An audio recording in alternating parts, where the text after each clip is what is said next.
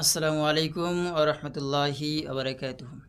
কোরবানির ক্ষেত্রে কোরবানির পশুর কিছু দিয়ে বা পশুর কোনো অংশ দিয়ে পারিশ্রমিক দেওয়া যাবে কিনা?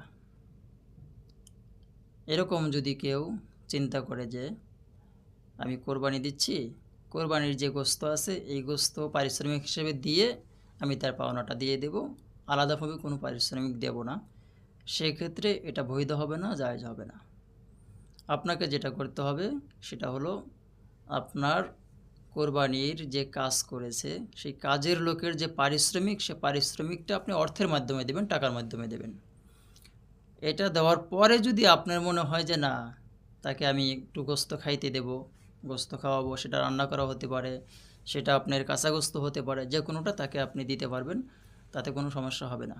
কিন্তু পারিশ্রমিক হিসাবে তাকে কোনো গোস্ত রান্না হোক বা আপনার কাঁচা গোস্ত হোক, পারিশ্রমিক হিসাবে কোরবানির পশুর কাজের লোককে কোনো ধরনের গোস্ত বা কোরবানির পশুর কোনো অংশ দিয়ে পারিশ্রমিক পরিশোধ করা যাবে না।